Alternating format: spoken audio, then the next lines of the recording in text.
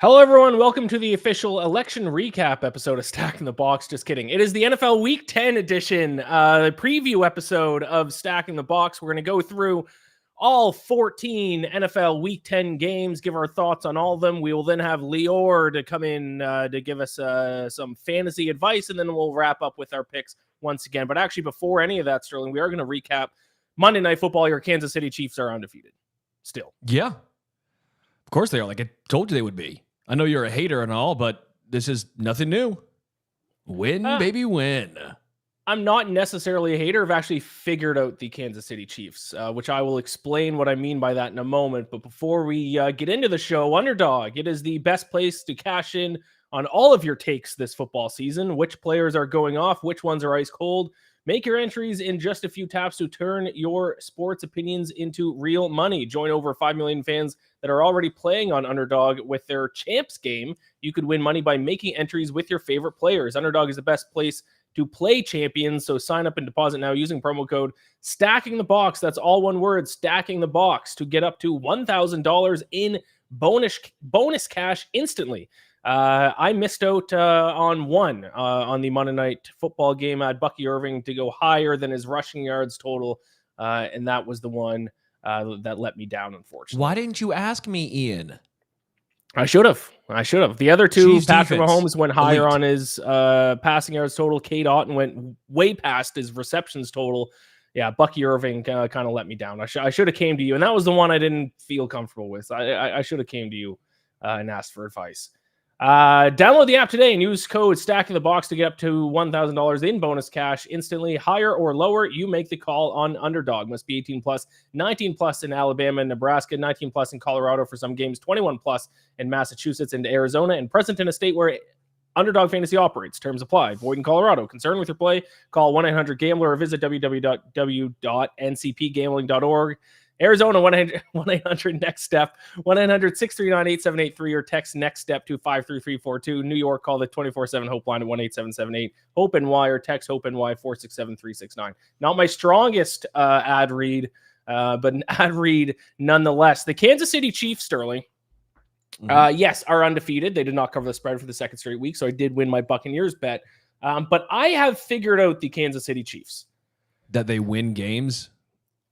I figured out why they win games, or I guess I figured out kind of because I've been confused watching the Kansas City Chiefs, and I think a lot of non-Chiefs fans have felt the same way, because when you watch them, they don't look as dominant as their record indicates. They don't look like they're necessarily playing good football, but yet at the end of the day, they find ways to win games, and I have figured out what their secret is.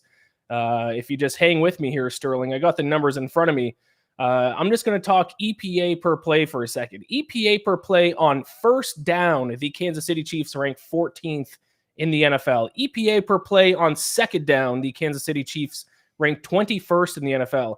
EPA per play on third down, Sterling, first. Success rate, first. Third down conversion rate, first.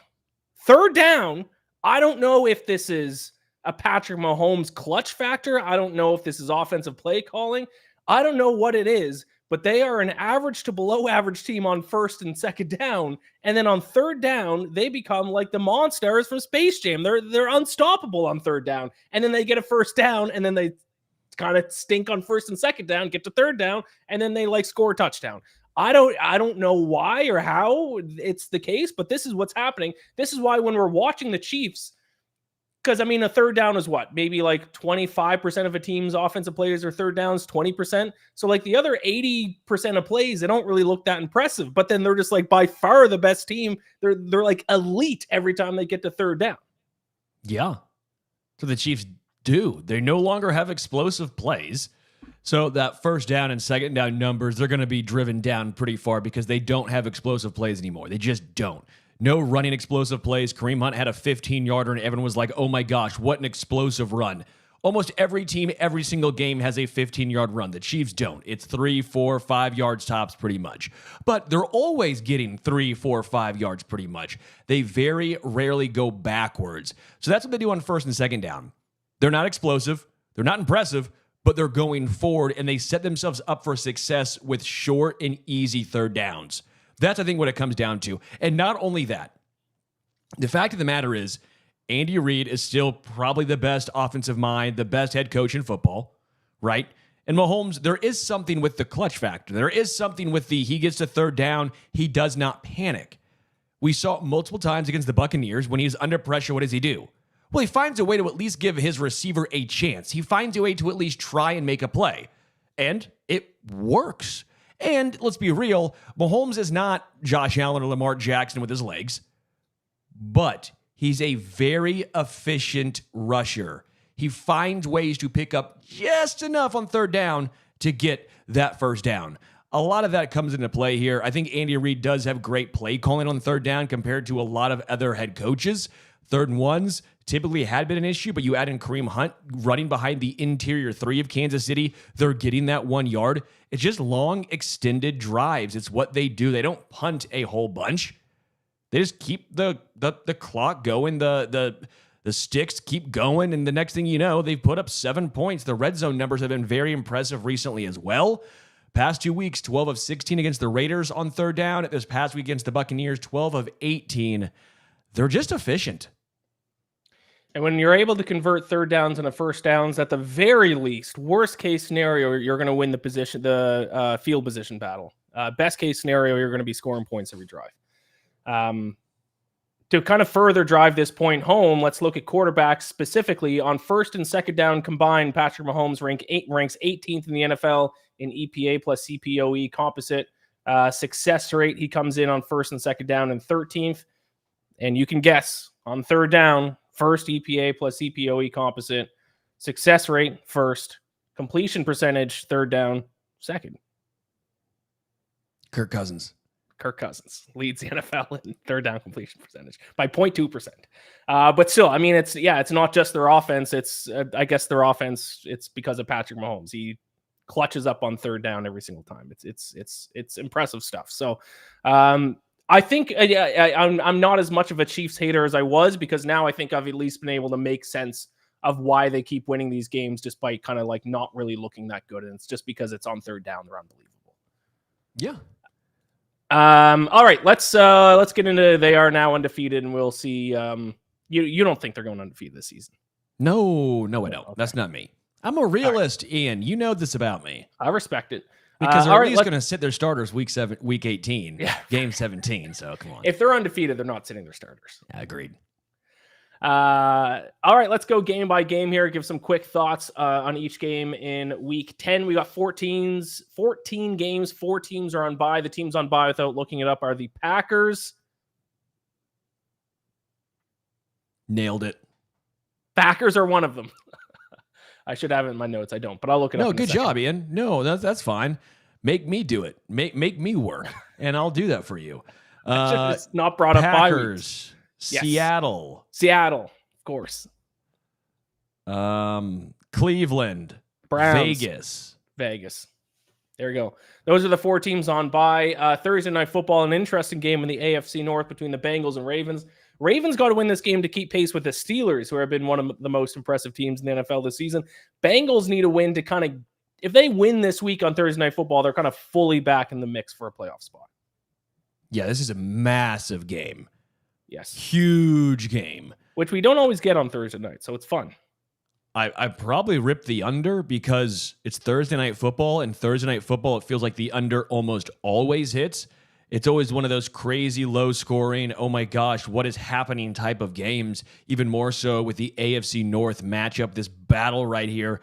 Both defenses, though, have been pretty bad all season long with 2 great offenses. So does that continue, or does the Thursday Night Football little spell that seemingly gets put on teams, does that the thing that reigns true? Either way, I'm very excited for this game. Sit back. If the Ravens lose, you're sitting here. I think that I don't want to say you're panicking, but at some point you're sitting here going, can we at least get over the hump? Is the defense that atrocious? You trade for Tre'Davious White. Obviously, you now have Deontay Johnson, the Bengals. Zach Moss looks like he might be out for the season with a neck injury, which they're still confused on how it happened. They did bring in and trade for Khalil Herbert to back up Chase Brown. But the Bengals really need T. Higgins and Jamar Chase in the field at the same time. Joe Burrow in the offense has been great, but they've been special with those 3 guys in the field. Jermaine Burton's situation is interesting, but defensively, both these teams need to get right. Yeah, it looks like it's trending towards T. Higgins not playing this game, which is going to hurt the Bengals. But these two teams actually are quite similar. Two very good offensive teams, two defenses that have struggled this season. Kind of opposite issues, though, on defense. The Ravens have still been an elite run-stopping defense. They can't stop the pass. The Bengals have been not to the same extreme, but a little bit of the opposite issue, where they've been a lot better in the secondary, but they've struggled quite a bit when it comes to stopping the run. These two teams already played once back in week 5. It was an overtime game where like 60-some points were scored. I don't have the exact score in front of me, but it was a shootout. The Ravens ended up winning in overtime. I think we're going to see a pretty similar result. I get what you're saying. Thursday night football games, kind of weird things happen. Offenses aren't quite in sync. Yeah. But it is the highest total in the NFL this week, 53.5. If it was Sunday, I'm ripping the over. It's Thursday. Yeah. That's the only reason why. Again, on paper, the Ravens run attack against the Bengals run defense exploiting, and then the Bengals pass attack against the Ravens secondary exploited. Yep. The issue is it's Thursday night. People forget. Yep. People forget. Week 5, this was 41-38. So you had almost 80 points scored total in this game. Lamar Jackson threw for 348 yards, 4 touchdowns. Joe Burrow threw for 392 yards, 5 touchdowns and a pick. So yeah, it was a fun one. I hope that we get a similar fun one in the rematch here on Thursday night. All right, let's move on to Sunday's action. We got the final international series game of 2024, and I don't know what Germany did to deserve this, but it is the Giants and the Panthers. A toilet bowl of toilet bowl games. 9:30 a.m. Eastern on Sunday morning. Do you have any thoughts about this game, or do we just not care? Bryce Young, can he win back-to-back games as a starting quarterback? Yep. I mean, seriously, that's something. Deontay Johnson gets traded. Bryce Young comes back as a starter. They win a game. That's not nothing. It's something. I mean, at the very least, Bryce Young might, improve his trade value, which is going to be good for the Panthers. Chuba Hubbard, he's interesting. I think he's 5th in the NFL right now in rushing yards. I don't think he's getting enough credit for having for being as good as he's been this NFL season. The Giants, Malik Neighbors, Giants pass rush. Tyrone Tracy's been good. Tyrone Tracy. I mean, there are some players that are interesting. Wan'Dale Robinson, like 7 catches for 15 yards every single game. Yep. But at the end of the day, this game obviously has no impact on the playoff picture. It will have an impact on who gets, who drafts first overall this season, or who gets fired. I would like to apologize to Germany for us sending you this game, though. All right, the 1 p.m. Eastern slate, the Bills and the Colts. Bills have kind of established themselves as a contender in the AFC. The Colts made the switch to Joe Flacco from Anthony Richardson. It did not work out for them last week when they lost to the Vikings on Sunday Night Football. They are now 4-point home underdogs to the Bills. Any thoughts on this one? The Colts 1 spot outside of the playoffs right now. Yeah, I'll talk about it a little bit more in the our best picks of the week, but I like the Bills. I feel like the 4 points is a little low on the spread, personally. Colts, I get. They're frisky. They're close.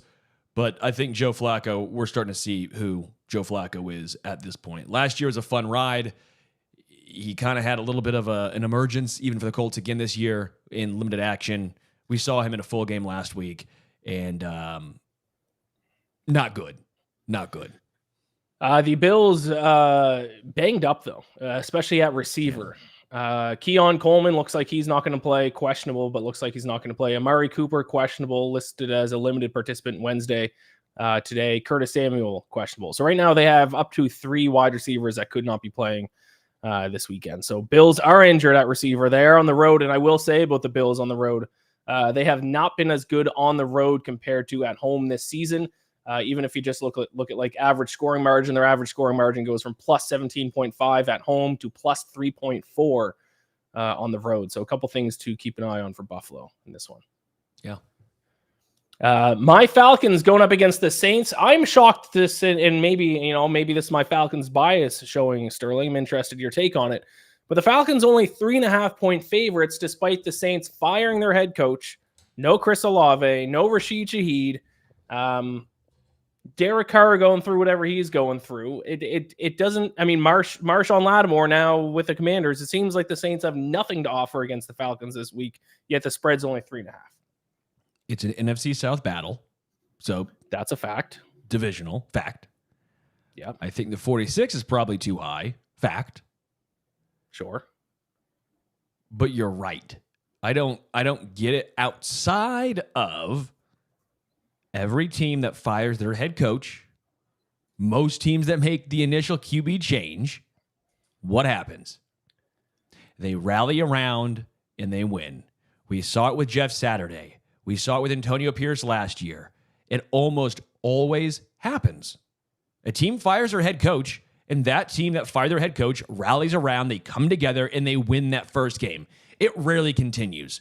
It rarely is some extended winning streak. But that first game is always scary. We saw it with Jameis Winston and the Browns. Then we saw Jameis Winston last week. It was one game of greatness. We've seen it with Josh Dobbs. We've seen it with a whole bunch of players. Now, I'm not necessarily going Derek Carr way, but I'm going the Dennis Allen way. If I were the Falcons, I'd be scared by that. I would be scared by the team rallying behind the fired head coach trend it feels like we see year after year after year. Hasn't worked with the Jets. I would say the thing I'm concerned about the most as a Falcons fan is that the Pope tweeted about the Saints this week. No, the Pope did not tweet about the New Orleans Saints. He tweeted #Saints and it showed the Saints logo, which happens I feel like once a season it happens. It's funny every time. Yeah, it's pretty good. The Saints interim head coach, Darren Rizzi, which is a pretty cool name, though. And he actually kind of, I don't know if you've seen a picture of this guy, he kind of looks like a mix of Sean Payton and Drew Brees, which is kind of creepy. Darren Rizzi. I'm trying to figure out. Holy. That's the best description I've ever heard of. He does kind of look like a mix between Sean Payton and Drew Brees. Drew Brees, yeah. So that kind of concerns me. You should be. I mean, again, on paper, the Falcons should wax him, but game ain't played on paper. He was the special teams coordinator before getting promoted to the interim head coach. All right, Vikings, Jaguars. The Jaguars still not winning games, but now 2 weeks in a row, they found the way to cover the spread. Both backdoor covers both weeks against the Packers, not necessarily a backdoor cover. Backdoor cover against the Eagles, at least last week. Vikings, 5.5 point favorites in Jacksonville. It's over for the Jaguars. It's too little too late, even if they start ripping off wins. Trevor Lawrence, I will give credit for. He has actually looked pretty good the past probably 4 or 5 games.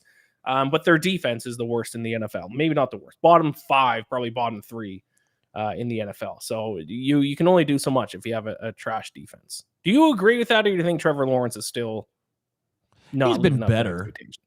No, he's not lived up to expectations, but he's been better. He's an NFL caliber starting quarterback, but I don't think he's great. Like, he's better than Daniel Jones, but he's not Lamar Jackson, Joe Burrow, or Patrick Mahomes.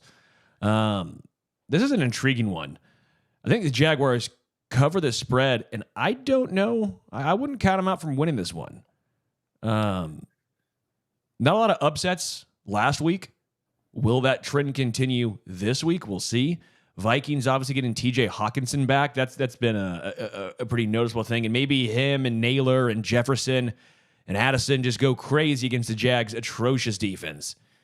But the Vikings have come down to earth the past few weeks. So we'll see. I just looked up to see how good Trevor Lawrence is playing. Since week 5, he's 7th in the NFL in EPA plus CPOE composite. So, I mean, he's played like a top 10 quarterback, but he's got to play maybe a little bit better.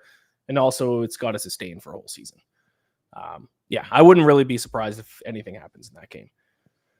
A game that is surprisingly intriguing because I'm still going to say these two teams are kind of overperforming. So maybe the winner of this game is going to establish themselves as kind of a legitimate contender in their respective conference. It's the Steelers playing the Washington Commanders. Commanders 2.5. Oh, yeah, let's see this. Matthew. Oh, and the Saints go marching in and beat the Falcons. It's not going to happen. The Saints are winning this week. And Steelers. The Saints go marching in. When the Saints go marching in. Now, you like that? That's nice. Yeah, me saying that that's not going to happen is now I just secure the fact the Saints are going to win this week. Yeah. This would be a very Falcons game to lose too. The Steelers playing the Commanders. Commanders 2.5-point home favorites, over under 45.5. My issue, and I think I talked about it on Monday, Sterling, with the Commanders team, is they just haven't played very many good teams. And it's not necessarily that they haven't played, they've played some good offenses. They've yet to play a good defense. They have played one defense all season that currently ranks in the top half of the NFL in opponent EPA. That is the Bears, and they only scored 18 points. Every other team they played this season ranks in the bottom half of the NFL in opponent EPA. Buccaneers, Giants twice, Bengals, Cardinals, Browns, Panthers, Ravens. They haven't played a good they played one good defense and they scored 18 points in that game. Now they play the Steelers. Yeah, that was my concern as well. I'm excited for this game just to see, to see who these teams really are. Steelers defense, I think, should have the advantage, even though Jaden Daniels has been incredible. You're going up against a rookie quarterback. Will they confuse him? Will they be physical? We know the Steelers defense is really good, right? We know that. So I'm really excited to see how Jaden Daniels handles the Steelers defense. Now, offensively for Pittsburgh, I don't think we get a great test, right? It's not like the Commanders' defense is really that good. So you'll see Russell Wilson do his thing. Maybe we'll see Mike Williams in this game, right? Coming over from the Jets. George Pickens has been playing some pretty darn good football. They're getting Darnell Washington more involved. They're big tight end. I'm just excited to watch this game. Quite frankly, this is one that I don't know if I'm going to bet on because I could see a multitude of things happening. I think I'd probably lean towards the Steelers. I'd probably take the points with Pittsburgh. But it's only 2.5 points. If you told me the Commanders won by a field goal, I would not be surprised one bit. Yeah, I'll save my thoughts about this game a little bit more when we get to the pick section, because I actually do have a pick for this game. Let's talk about your Kansas City Chiefs. Big favorites to extend their undefeated record to 9-0. Who's the next hard team the Chiefs got to play? Do you know off the top of your head? The what? Who's the next good team the Chiefs have to play? Next week. Oh, it's Bills next Buffalo. Week? Oh, there we Buffalo, go. Yeah. Does that count, or is that not good enough for you, Falcons? No, that fan counts. Who plays the Saints, Panthers, and they've been on a string of playing some bad teams. Banged up Buccaneers, Raiders. Who would they play as big favorites a week before the Raiders? Well, it was the Saints when they were healthy. Derek Carr got injured in that game. Right. That was Monday Night Football. I was there. 49ers. And yeah, that was a weird game. Yeah, fair enough. At least 3 weeks in a row, including producer Sean, Bills, Chargers, Texans, Steelers, and their hardest games left. I meant to actually bring up earlier when I was talking about the Chiefs, not to get too ahead of ourselves, but if the Chiefs, if they are winning games because of their play on third down, what team has been the best on third down in terms of EPA and success rate? The Broncos. The Houston Texans. Wow. So, Broncos, I don't think you're given quite enough credit for. They are 5-4. It's an 8-point spread. It's because the Chiefs are the best team in football. You're acting like the Broncos are bums. They've been pretty good this year. They have one of the better defenses in football. One of the better defenses in football. I've bet on the Broncos a ton this season. I like the Broncos. I'm betting on them this weekend. Yeah, I'll probably take the points with Denver this week. 8 points is a lot. Yeah. I'm intrigued to see DeAndre Hopkins yet again. Hopkins was phenomenal against the Buccaneers. Just incredible. Yeah. I'm excited to see how he and Kelsey and Kareem Hunt continuously find ways to score touchdowns in the red zone, how they continuously get open. Mahomes was 22 of 25 when targeting Kelsey or Hopkins last week. That's incredible. So efficient. At some point, Juju Smith-Schuster will come back as well. Chiefs defense had a down week. That was the worst defense they've played all season long. They still give up only 24 points. This Chiefs defense is incredible. Broncos are probably going to struggle to move the football. Spagnuolo most likely is going to confuse the hell out of Bo Nix. They will not be able to run the football against Kansas City, but it's a AFC West matchup. Crazy things happen when you play each other in the AFC West or just any divisional game in general. Again, on paper, the Chiefs should wax the Broncos. But again, the game ain't played on paper. Give me the Broncos with the points. With the Chiefs, though, moving to 9-0. October 29th, 2023. The Denver Broncos defeated the Kansas City Chiefs 24-9. Mm-hmm. Any concern of that happening again?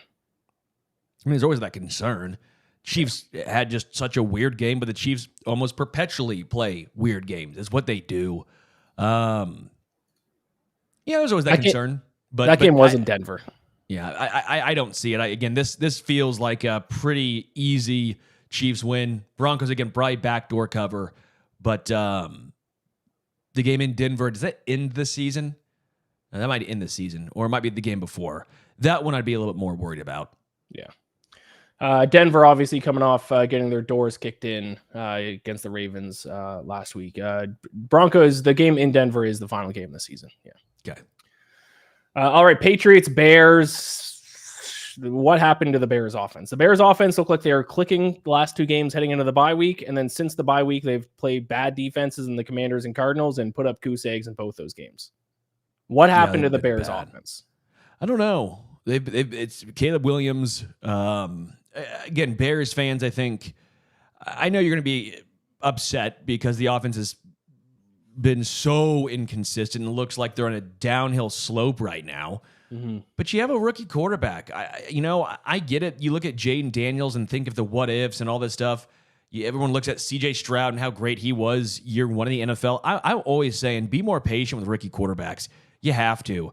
I know it's a win now. You gotta produce. It's Johnny come lately and all this stuff.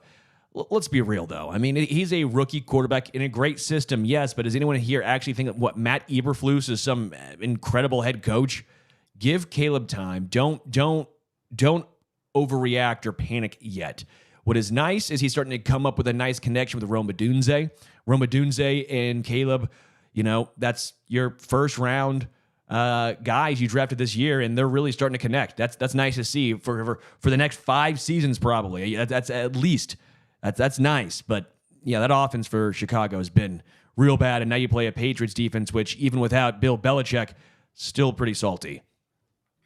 Yeah, it looks like the coaching, by all indications, seems to be the issue in Chicago. So Bears are just not going to make the playoffs this year. They kind of had to beat the Cardinals and the Commanders because they end their season with an extremely difficult schedule. So Bears are kind of out. They'll likely replace their coaching in the offseason, and then we'll see kind of what happens with Caleb Williams in the offense next year.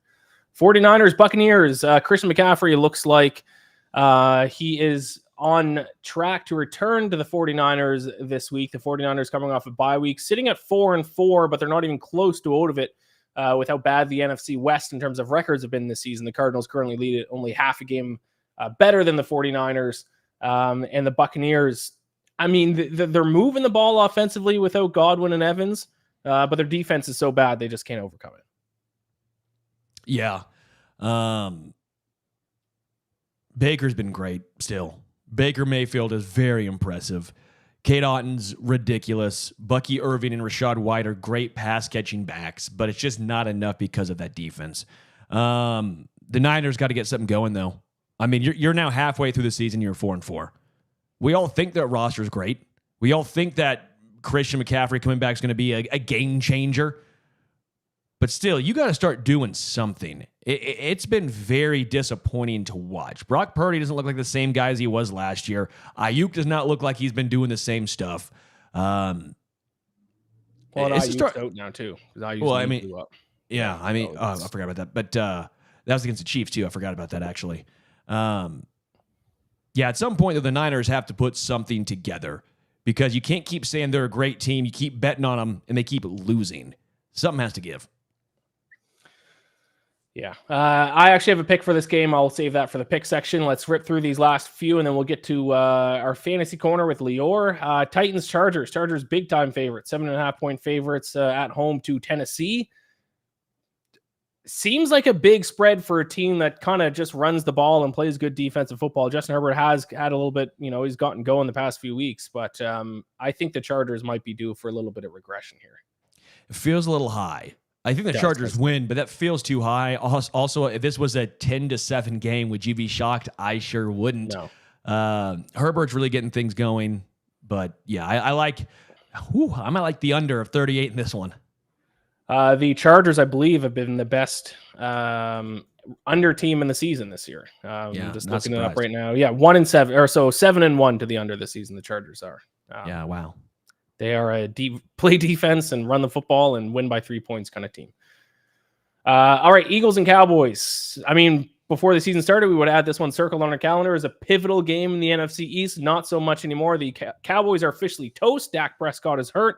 They're like 3-5. The Eagles need to keep winning to keep pace with the Commanders. They're half game back from Washington still. So as a result, Eagles touchdown favorites. I don't think there's too much to say in this one. I'd be shocked if Cooper Rush can somehow lead the Cowboys past the Eagles. Yeah, Eagles, Eagles.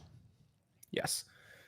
Jets and Cardinals. This one's basically a coin flip game. The Jets trying to string together a second straight win to at least keep their playoff hopes alive. I think it's safe to say if they lose this one, it's over. The Cardinals trying to hold on to the lead in the NFC West with a 5-4 record. Yeah, this is very intriguing. You know, my fondness of Arizona. That was a surprise team I had this year. I picked. Love the Cardinals offense. But the Jets with Aaron Rodgers, will they tear up that Cardinals defense? That is my concern. It feels like a yes. It feels like I don't like saying it, but I think I'm going with the Jets in this one. It feels like a sell high spot on the Cardinals. Cardinals have played well. They've gotten wins, but this is not a team that's going to continue to win every single week. It seems like a bit of a sell high spot. I would agree with that. Sunday Night Football. This is a great one. Intriguing one, dare I say, a potential Super Bowl matchup. Texans would have to, do some work in the AFC, but still, two division winners. I think we can say that with, well, I guess the Lions. Who knows what will happen in the NFC North? Regardless, it's a very good game. It's the Detroit Lions at Houston against the Texans. Texans 3.5-point underdogs. What are your thoughts on this one? The Lions have maybe been the most impressive team this entire season. The Texans have been a little inconsistent, to put it mildly. I think the line's actually fair. I think at first glance, you might say, why are the Lions that big of favorites on the road? But again, the Lions have been that impressive in almost all facets this season. The Texans, again, love what they're doing with Joe Mixon. That's been great, but the injuries to wide receiver and the offensive line, that's what it comes down to for me. The offensive line, more than the wide receiver injuries, that's the thing holding the Texans back. That left guard situation is atrocious right now. Obviously, the starter was not playing good. Now he's out with injury. Until the Texans get the offensive line figured out, I almost have to bet against them, which I hate to do. Yeah, we'll see if Nico Collins plays for the Texans. It looks like he's trending towards playing on Sunday night. That'll obviously make a massive difference for Houston. I currently think the Detroit Lions are the best team in football. I love them in this game. I will say I'm shocked the total is actually this high because the Texans and the Lions defenses have been actually better than their offenses this season. The Lions over the last, I think it's 4 weeks of the best offense or best defense in football. It's crazy. Yeah, I'm not surprised. All right. We are going to finish the show with our picks. But before we do that, I think we're going to do two things. If you're listening to the audio version of this show, you are going to get Sterling, your interview with JJ Watt. You're going to listen to that in a moment. How's that? It was great, man. I love talking with JJ Watt. He was outstanding, talking D-Hop, Texans. His hair when he tried to all of a sudden go with that Justin Timberlake hair. Remember that one game? Yes. Yeah, that was hilarious. So I made sure to ask him that. It's a lot of fun with JJ. So if you're listening to the audio version of that, you'll hear that next. That we'll then get into the fantasy corner with Lior, and then we'll finish with our picks. If you're watching this on video, you can go check out that JJ Watt interview after the show. So let's bring in Lior. Let's talk some fantasy football. My fantasy football teams were terrible this past week. Lior, I lost everything. Same. Oh, well, sorry to hear about that, man. But at least you completed a marathon. That's pretty sick to talk about. Great accomplishment. Congrats. How much did he pay you to bring that up? Nothing. I follow him on Twitter, X, whatever you want to call it. And my girlfriend actually ran it this weekend too. And she finished nice. 4 minutes behind you, I believe. So. Oh, you compared our times? I beat her by 4 minutes. Yeah, I saw your time and I saw hers. So that's kind of what drew the connection in my mind. Gosh, we're going to talk about how you guys do CrossFit and are vegans next? Come on. I did put the medal in my background for a few days, but yeah. Thank you, Lior. I appreciate it. Let's talk fantasy football. Some pretty relatively quiet trade deadline this week. I know selfishly I wanted the Falcons to get a pass rusher. They did not, but let's talk about maybe some fantasy implications if there have been any because of the trade deadline. I think one of the more notable moves was Jonathan Mingo going to the Cowboys. Yeah, I'd say notable in a bad way because the Cowboys have definitely caught immense amounts of flack for sending a 4th-round pick for Mingo. But, I mean, he hasn't been exciting at all, and it's kind of a head-scratching deal. But his presence is more of a nuisance to Jalen Tolbert and Jake Ferguson and the ancillary Cowboys pass catchers from a fantasy football standpoint. I mean, Jerry Jones spoke glowingly about Mingo during his weekly radio appearance on 105.3 The Fan, and he backed it up with his bafflingly lofty draft compensation to acquire Mingo. So you got to imagine there will be a role for him rather quickly, and even if it's 1 or 2 targets a game that he takes away from Ferguson and Tolbert, it's enough to ding their value, in my opinion. I don't know, man. I just not even fantasy football wise, because I'm actually with you in agreement there. But I don't feel like everyone's ripping the Cowboys for that. But he has 2 more years under contract on a rookie deal. Like he just was a 2nd-round draft pick. The Panthers are not known for using. They're not the premier organization of unlocking potential, especially in wide receivers. Like, if you liked Jonathan Mingo coming out of college, which I'm assuming the Cowboys clearly did, and now you can get him for a 4th with 2.5 years left of team control. I get Dax out this year, but 2 more years with him next year on a rookie deal when you're already paying CeeDee Lamb that amount of money. Like, to me, I think it was a fine move. I don't get why everyone's blasting it because everyone's comparing it to DeAndre Hopkins for a 5th. DeAndre Hopkins in his final year. There's 2 more years on a rookie. I think it was a fine move, and people like to hate on the Cowboys. Trust me, I like to hate on the Cowboys as much as anyone, but I thought it was a fine deal. Yeah, I mean, he's probably just a layover from the previous Panthers regime, which made me also realize that. But, I mean, he has been passed on the depth chart by 2 rookies, one an undrafted rookie in Jalen Coker. So, I mean, it's worth noting that Mingo hasn't had a productive NFL career thus far. He has yet to score a touchdown across his 2 seasons as a pro. So, and he hasn't topped 418 receiving yards in either season. So, I mean, I don't know how much we can expect moving forward, but it's enough to at least hamper Ferguson and Tolbert in my eyes. Yeah. Yeah, especially with Cooper Rush playing. Let's talk about I think is basically the only other trade deadline move that affects fantasy. Because, I mean, I think the biggest one is Marshawn Lattimore to Washington. That doesn't really affect fantasy, I guess, unless you're playing individual defensive players.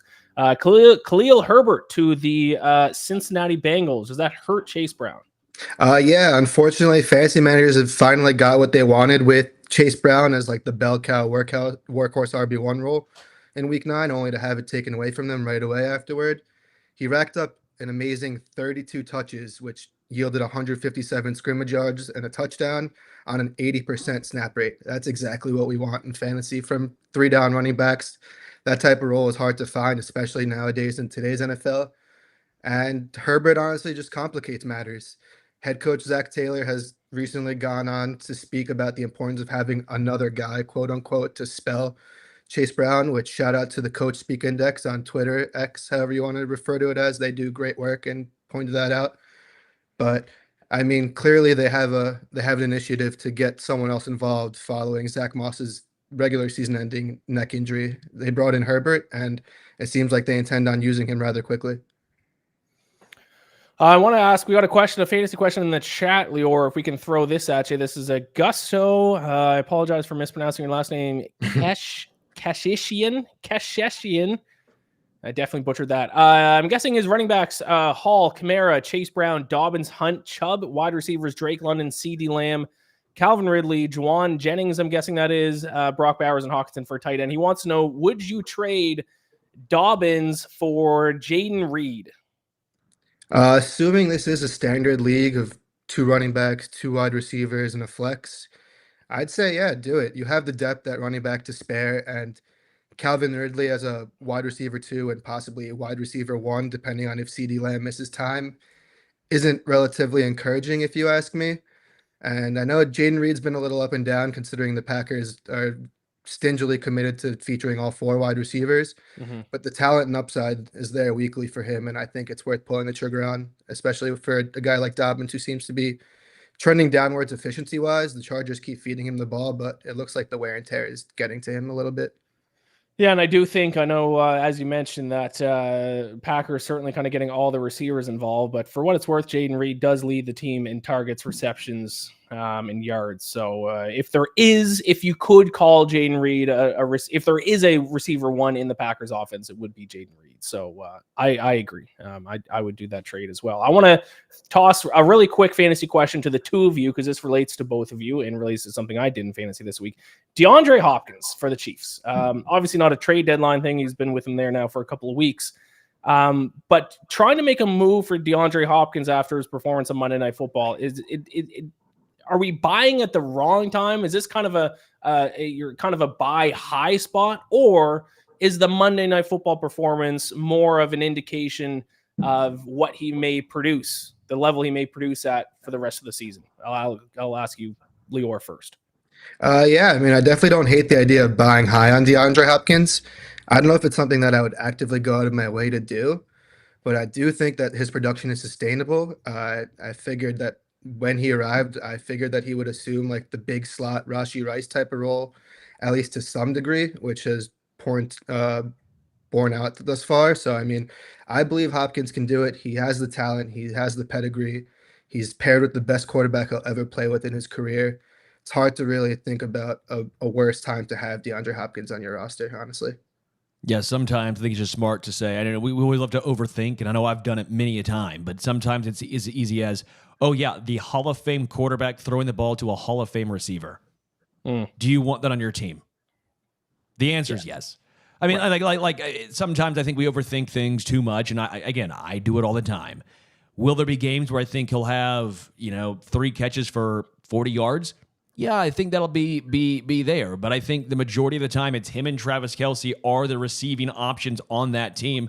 Holmes does spread the ball around, but I think Hopkins is going to get a ton of red zone looks. I'm talking a ton of red zone looks. So for me, I think you're not really buying high on Hopkins. I think you're buying at a good spot. Do I think 2 touchdowns a game? No. But I do think around 60, 70 yards, 7 receptions. That, again, as Lior, you're talking about that big Rashee Rice power slot role, he's going to get his opportunities. Yeah, I made a move for him because my receiver room got decimated on my dynasty team. Lost Ayuk IR, Alan Lazard IR, Christian Kirk IR, Chris Olave with a conky, and Jaden Reed all on bye. So I overpaid. I sent Dontavion Wicks in the first-round pick for DeAndre Hopkins, but I had to make a move, so... Yeah, I'm glad you led with Dontavion Wicks. I am trying to win this year. My team's top 3 in points for right now in the league. So okay, so I mean, as long as you win now, that first round pick will be forgotten about next year for sure. Correct. All right, Lior, I appreciate it. Thanks a lot once again. Let the people know where they can find your work. Of course, always a pleasure, fellas. And on X, I'm Lior Lampert 1, and as always, you can find me on fansided.com. Great stuff, Lior. Good luck in fantasy this week. Enjoy the action. Let's wrap up, Sterling, with our picks for this week. Last week was a bad one. Listen, we can't have winning weeks every week, Sterling. No. It was 1 and 5 is a show. Oh, but guess what? I'm still up 3.23 units on the season. I'm still out here giving huge picks. Yes. So you went 0-3. I got the only win last week. Bengals. My spread pick was Bengals to beat the Raiders. They just crushed them. You had Texans against Jets on Thursday Night Football. That did not work out for you. We both lost our total bets. I had the over between the Chargers and Browns. You got Bears, Cardinals over. Bears did not help you there. And then the upset. I mean, there was one upset the entire week. So we were kind of screwed picking upsets. You took Seahawks, I took Cowboys, and the Panthers are the only upset the entire week. The Seahawks should have won. Are we serious? They also lost me not a lot of money. The opportunity to win a lot of money, because what the bleep are they doing? Geno Smith, 3 interceptions, 2 in the red zone, 1 that was a 103-yard return for a touchdown. Go for it on 4th and inches. You can't pick it up, and the game would have been over in OT. Stop it.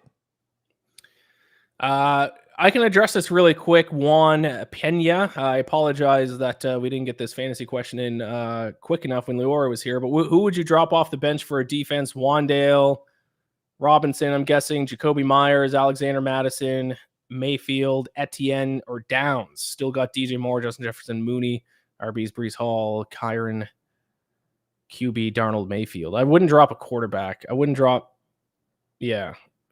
Alexander Madison is probably what I'd say. Yeah, Madison's done nothing. I mean, nothing. They said they want to get Zamir White more involved, but neither are efficient, neither are good. I think you're fine dropping Madison. Are you doing Dobbins and Ridley for Debo? Augusto, I thought you were already trading Dobbins for Reed. Now you're throwing a different trade. Yeah, I guess the issue with trading for 2 wide receivers is you only have so many spots you can throw a wide receiver in. So I think Debo. Yeah, I'd probably do that. Yeah, Ridley. I would do that in a heartbeat. You're trading 2 guys who probably aren't starters for 1 starter. Especially with IU code. I mean, Debo's production is only going to go up. Yeah, 100%. All right, let's rip through our picks here to wrap up the show. Best spread bet of the week, Sterling. Yeah, I love the Bills -4 versus the Colts. I love the Bills to cover that. I think they cover pretty easily. I think the Bills start to roll. Colts, I know they have Joe Flacco. Yay. Not going to matter. Give me the Bills. I will go the 49ers -5.5. I know they're 4-4 on the season, but they are still second in the NFL in net yards per play. It took me 48 minutes this time, Sterling, before I finally said net yards per play. Still second net yards per play. I still have faith in the 49ers. I think they have had some bad luck to start the year. They're getting healthier, getting McCaffrey back, and I don't think the Buccaneers have enough firepower without Godwin or Evans to keep pace. I'll take 49ers -5.5 as my spread bet. Total bet of the week, Sterling. Yeah, I like yours, by the way. I actually like your total bet as well, but I am going with the Broncos Chiefs over 41.5. I originally had the under in the Patriots Bears game, but I was kind of questionable about that. I know what you're thinking. Both teams run the football a lot in this one, but I think the Chiefs offense is really starting to come into their own. I think the Chiefs might put up another 30 spot in this game. If they put up 30, that means 13 at least for the Broncos. Yeah. Again, I think the Broncos more than likely I would take to cover, but Chiefs offense is coming into their own, which is making me pretty bullish on the over on this number. Interesting. I'll go Steelers Commanders under 45.5. As I talked about when we talked about this game, the Commanders offense, arguably statistically the best offense in the NFL this season, but every single one of their opponents except for one is a bottom 50% defense this season. The only time they played a good defense, the Bears, and they scored 18 points. And the Steelers obviously have a good defense. And the Commanders' defense has actually gotten a lot better over the past 4 or 5 weeks as well. So, I'm going to take the under 45.5 between the Steelers and Commanders, and we'll wrap up with our upset pick of the week, Sterling. Yeah, I actually love your under of that game a lot, by the way. But for my upset, I am going with the Jaguars over the Vikings in Jacksonville. I don't know why. I just kind of a feel for this one. Like, when sometimes you look at it and you're like, you know what? I think Jacksonville finds a way to squeak one out. I know the Vikings are looking to bounce back, but that skid might continue one more week. So I'll go Jacksonville in this one. They squeak one out at home. Listen, Jacksonville has been in a lot of close games this season. Those close games have not gone their way. But I mean, yeah, even at home they have an average scoring margin of -1.7, despite only having 2 wins on the season. So yeah, it's time. I don't hate that pick. I'm going to go with the Bengals on Thursday Night Football. This game went to overtime in the first meeting. I think the Ravens are just going to lose a couple of games because of their defense. The Bengals defense is actually trending a little bit in the right direction. I wish T. Higgins was going to play. That's looking like it's not going to happen, which hurts me a little bit.